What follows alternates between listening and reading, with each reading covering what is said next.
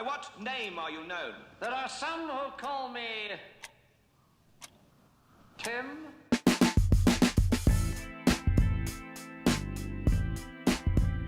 Get him.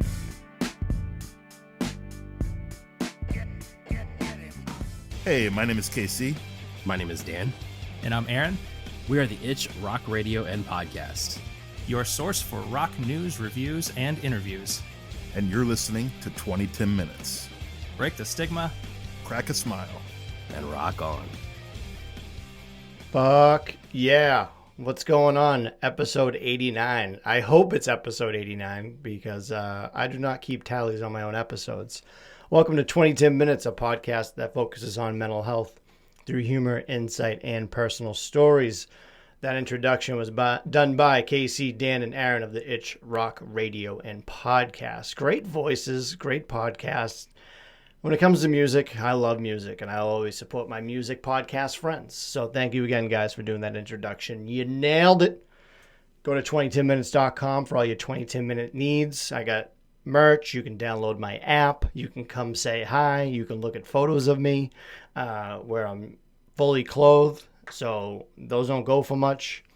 So buy a hat. Winter's coming. I got some winter beanies. You can also text me if you want. Just come say hello, ask a question, do what you will. 781-523-9333. Again, that number is 781-523-9333. Speaking of hats, I've been on eBay a lot lately looking for like retro hats. And I was like going to buy like it's not Mario Andretti. It's like his nephew. It's like Frank Andretti. Kmart hat, and I really wanted it, but it was too much, so I got a hat that just went on sick. Because you can like bid and like offer prices on certain items. So I got this hat. It says kids need hugs, not drugs. And I can't wait to rock it in an episode. But yeah, vintage hats. If anyone has a nice vintage hat that they want to give me or sell me, let me know, because I am in the market. Make sure it doesn't look like shit either. This week I have Katrina Kincaid on. She is a Boston news reporter who is also Miss Massachusetts 2022. She was really fun to chat with, and I think you're going to really enjoy that conversation. She's the first Muslim with that title. So pretty cool. So obviously she's going to go up for Miss USA, and it's going to be in Connecticut. I might go and be like an on-field reporter for it, because if she wins, I win, and the state of Massachusetts wins, because that's where your boy's from. This month, September, marks National Suicide Prevention Month, with National Suicide Prevention Week occurring from September 6th to the 10th, and World Suicide Prevention Day is on Saturday, September 10th. So, don't forget. Hopefully, I'm going to get some things involved with this, talk about suicide. You know the deal. So, September is going to be a huge suicide month in the way of I talk about it, not like... Sometimes I say things, and once I say them and they come out, I'm like, I sound like a fucking idiot. That was one of those instances. I can't even talk right. I have like a weird lisp. Anyone else notice that when I say mental health? Maybe it's not there. I don't know. I critique myself way too much. Speaking of critiquing, I'm trying to lose weight. I am down, I think, 7 pounds right now, doing the intermittent fasting. I cheat sometimes. Like I just got a Reese's cup not too long ago when I was like grabbing a drink. And I was like, you know what? Reese's ain't that bad. It's like drinking water. So that's my vice. Trying to not to eat snacks. So when you text me, I'll answer questions or get back to them on a certain episode. Like I got one that said, sometimes they're not even that serious. It says, do fish get thirsty? And I thought about it for a second and I was like, no, because they're drinking all day, every day. You can't be thirsty when you're sipping down some salt water all day. So no, fish can't get thirsty. I got wrong numbers one time, and this woman was like, sorry, Sarah, but we're not going to have you come in today. It's going to be too busy. We'll have you start on a different date. I go, hey, you got the wrong number, but you should probably start that girl on that day to see if she can handle it when it's that busy. And they gave me the laughing emojis, and they say, that's actually a good idea. I want to text them to see how it worked out, but I feel like I'm being too extra. It's kind of like when you text your cell phone neighbor. Have you done that? Where you take all the numbers except for the last one. So if your last number is 3, you would text the number 2 and the number 4 that are the same numbers of your phone number and just check in with them. Like, hey, I'm your phone neighbor. Just wanted to welcome you to the neighborhood. Hopefully you're doing good. I did that twice no response on either person. But if you do it, let me know. I would love to see the screenshots of that. So one of the questions I got for this episode was, what's the difference between mood disorder and personality disorder? This is what this whole episode is going to be focused on, because there's so many layers to this. And I was doing a lot of research, and by research, I was just getting some bullet points, because you know how your boy can't read. So we're going to talk about personality disorders and mood disorders. The easiest way, this is like the cut and dry one. So if you want to turn this episode off, here's the answer. Mood disorder and personality disorders are both categorized in the mental health condition, obviously. Mood disorders are about patterns in people's emotions, while personality disorders are more centered on ways people relate to others. So they are completely different. They do get mixed up and confused a lot, and I can see why, because one's about emotions and the other one relates to other people.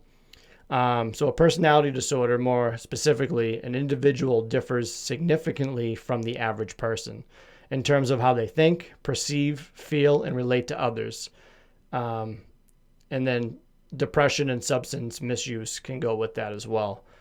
Personality disorders may be associated with genetic and family factors. Experience of distress or fear during childhood, such as neglect or abuse, are common. And it gets a lot worse with stress. That's why we try to help people out with mental health and mental health illnesses to try to de-stress as much as they can, because life is stressful and those triggers can come up if you have a personality disorder. And there's about like 10 of them, and they're grouped in like different clusters. And I found that interesting. I just hate some of these words. I write them down, but now I have to write them down how I would say them. You know what I'm saying? Like I have to type them out, like the word like whatever. You'll hear it, and I'll give you a wink if I'm doing it. So some examples of a personality disorder: being overwhelmed by negative feelings such as distress, anxiety, worthlessness, anger, avoiding other people and feeling empty and emotionally disconnected, difficulty managing negative feelings without self-harming, for example, abusing drugs and alcohol or overdosing on certain medication. I always thought when you overdose, you died, but I guess you can just overdose on something and not die. It's just not good for you. In rare cases, threatening other people, odd behavior, difficulty maintaining stable and close relationship, especially with partners, children, and professional careers. Sometimes periods of losing contact with reality. So that's personality disorders in a nutshell. That's probably the broad answer for somebody out there that does not know what a personality disorder is. And now we're going to get into the three clusters. There's A cluster, B cluster, and C cluster. And it's a clusterfuck. I just wanted to say that because I was saying cluster. So there's cluster A, B, and C. I'm going to go over each one. So cluster A, there's three of them, and they fall under the suspicious category. And you're going to understand why I'm putting these in different categories. I didn't put them in like cluster A, B, and C is like the medical way of doing it all. But there's like certain, they're similar. You know what? I'm just going to get into it. So cluster A, personality disorder, tends to have difficulty relating to others and usually show patterns of behavior most people would regard as odd or eccentric. Others may describe them as living in a fantasy world on their own. An example is paranoid personality disorder, where the person is extremely distrustful and suspicious. So yeah, there's three of them under suspicious. There's paranoid, schizoid, and this one I wrote down, schizotypal. So schizoid actually is not the same as schizophrenia, but paranoid personality disorder, people kind of already know that one, so I'm not going to jump into that. It's like you're always just suspicious. You don't confide in people as much. You have trouble trusting other people. And again, if you hear any of these and they think they relate to you, don't self-diagnose. It's kind of like WebMD. Like you have a cut and you're like, holy shit, I'm dying. It's like, no, you just have a paper cut. I don't know where you got that you were going to die from. So talk to a healthcare provider or a professional when it comes to this stuff. So schizoid personality disorder. Many people with schizoid personality disorder are able to function very well. Unlike schizophrenia and schizoaffective disorder, you would not have psychotic symptoms. However, as a result of the thoughts and feelings associated with this diagnosis, you may find difficulty forming close relationships with others, choose to live your life without interference from others, prefer to be alone with your own thoughts, not experience pleasure from activities. And then schizotypal, everyone has their own eccentric, what's the word I'm looking for? Awkward behaviors, like being very You know what I'm talking about. But if your patterns of thinking and behaving make and relating to others difficult, you may receive a diagnosis of schizotypal.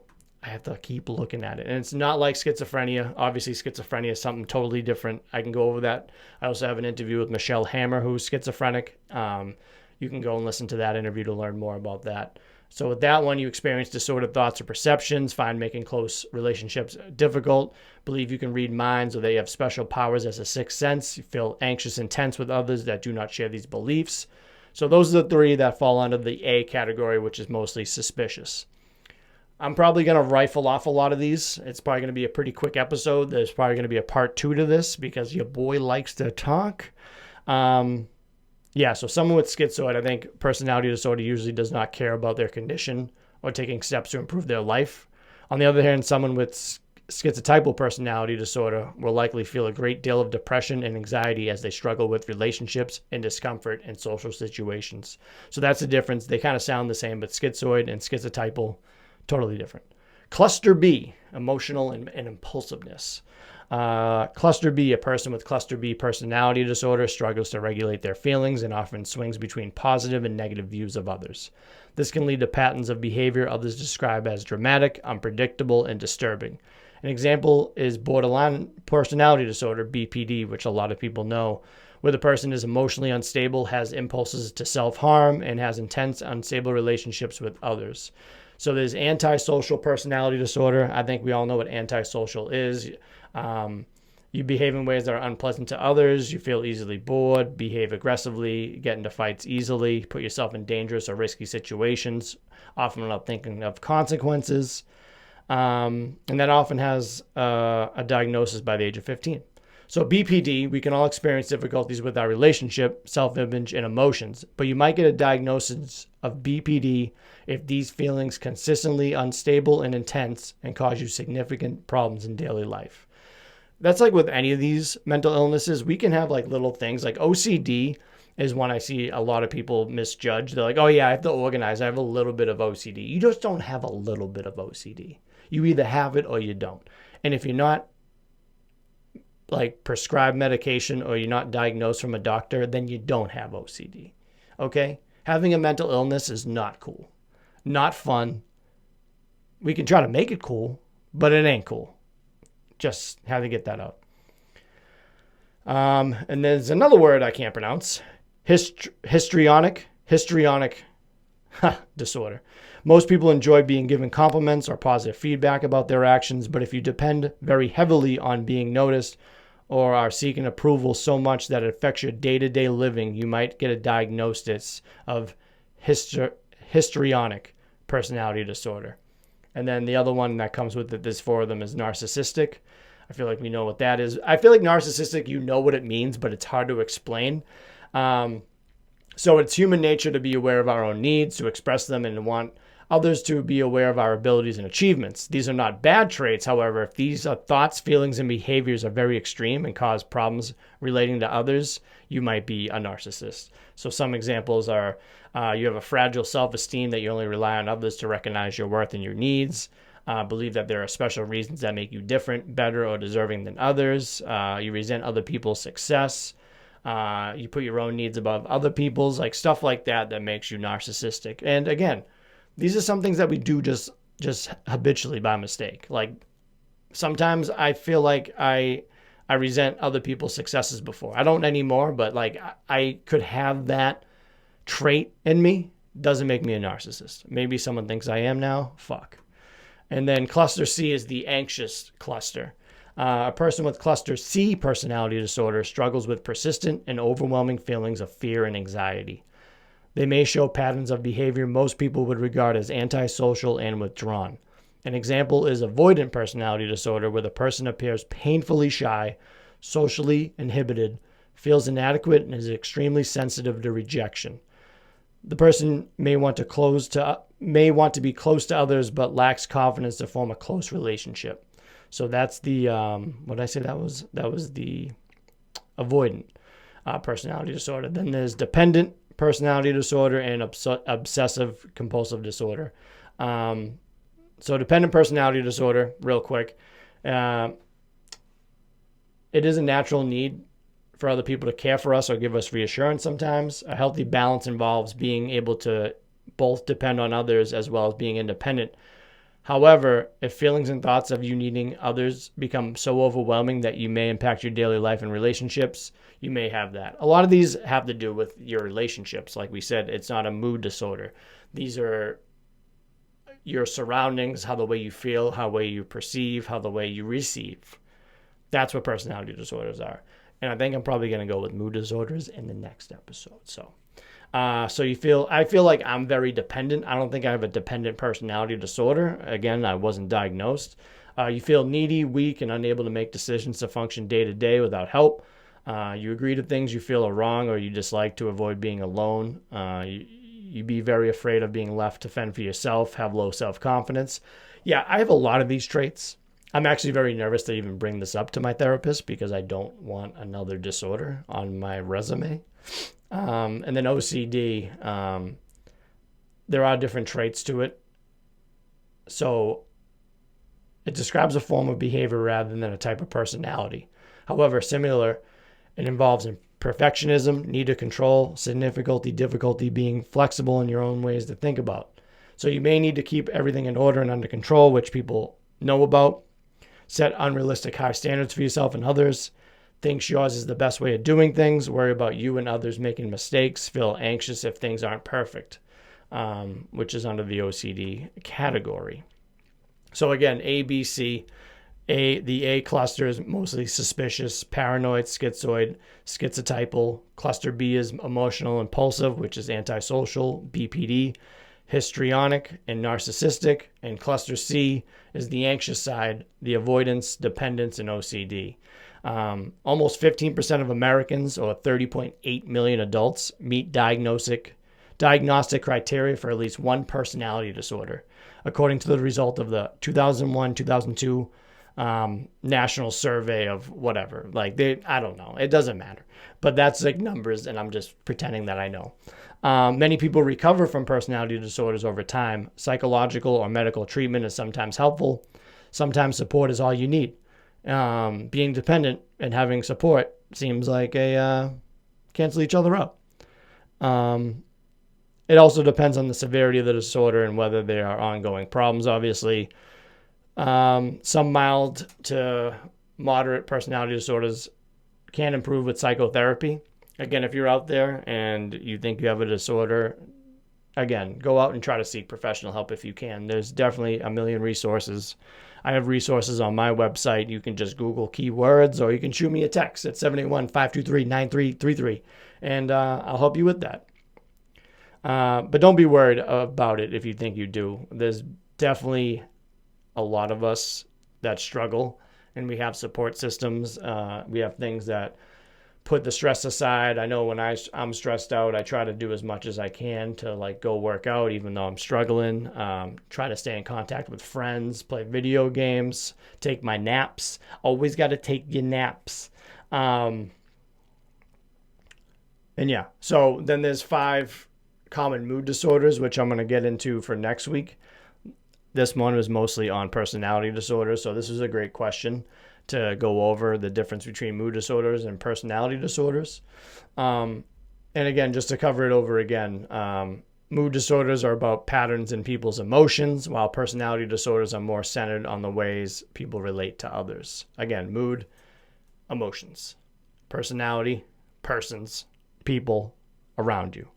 Easy to remember. You won't forget it. I believe in you. I'm going to wrap up a little bit early because I don't want to dive into too much right now.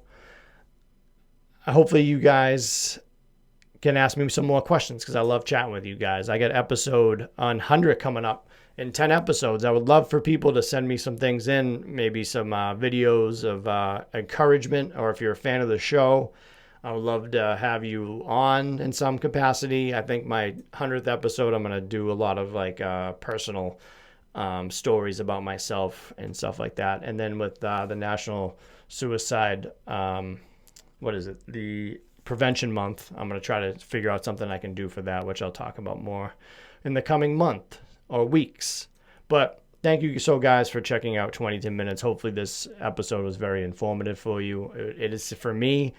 We're going to continue this with episode 90, so be sure to listen for that. And if you listen to episode 90 before 89, then what are you doing? But you wouldn't listen to that now because it's episode... I don't fucking know. Either way, I love you guys, and have a good one. And we're clear.